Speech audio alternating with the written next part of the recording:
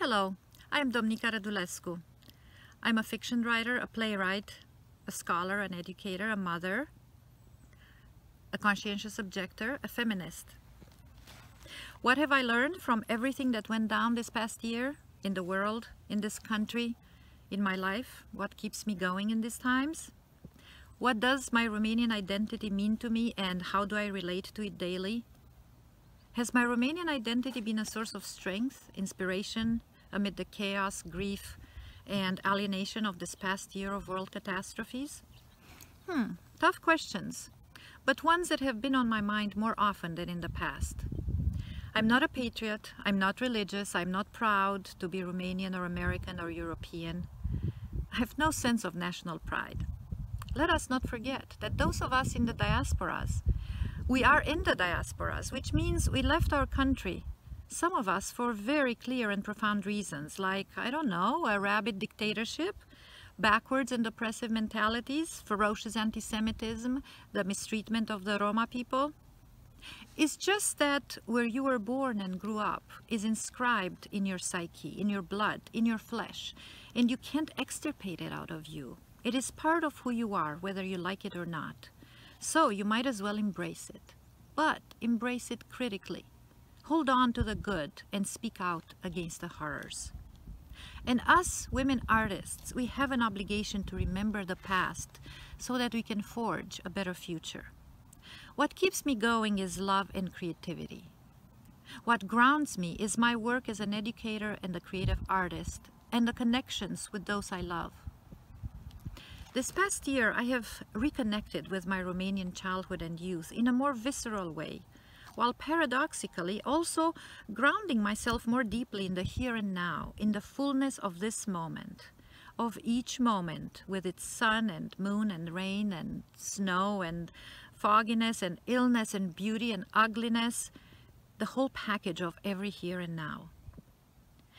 I have moved outside of myself in wider circles towards human connections that make me forget about my own problems. I have recreated and embraced the different homes inside myself, the Romanian one, the American one, the French one, rediscovering why and what I love about each of them. My children are also now the ones who keep me grounded in my Romanianness.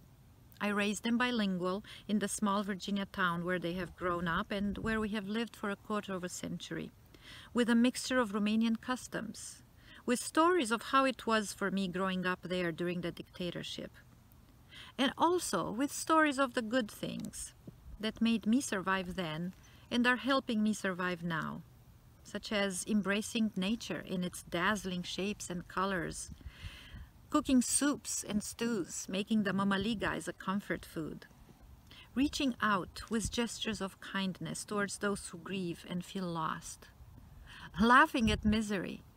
Yes, joking and laughing sadness itself in the face, it's the one thing that us Romanians know how to do so well.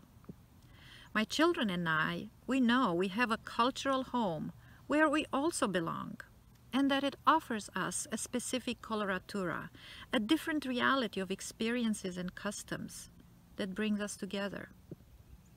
The mărțișor for the coming of spring, the boots in the window for Sfântul Nicolae, the colored eggs for Easter, making a wish on the new moon while touching gold. As a creative artist, I have expanded my outreach towards others. More than ever before, I have found a home, a new and exciting home, in the community of Romanian women artists and thinkers, soulful, talented, fierce, relentless, vibrant and passionate women. Through the co-creation of books, events, supporting and promoting each other's works, holding each other up. I have been enriched by the various virtual events of the progressive Romanian American associations that have been so dynamic and so active in the desert of loneliness and despair of this past year. I have discovered diversity within the diasporic communities of Romanian women artists and intellectuals, such as the Roma Romanian women artists. I stress progressive and I stress feminist because it's important. There is strength in this sisterhood and in fighting patriarchy through the arts and through our particular vision of the world, captured in words like dor, dragoste, inima, in the memory of shared histories, some of them painful, some beautiful, in the memory of shared cultural landscapes and geographies. A new home of Romanian sisterhood. In this new spring of 2021, a new decade. In the colors of the new shoots pushing through the hard earth that has swallowed so many this year. I will close with a quote from one of my favorite Romanian fiction writers, Cela Serghi. Because we have to remember our literary grandmothers. She says, "The mistake we all make is that we think too much about our little failures, our own needs, and too little about the miracle that is life, and about the obligation we have to make life more beautiful, to make it better." Happy International Women's Day, which should be every day of the year.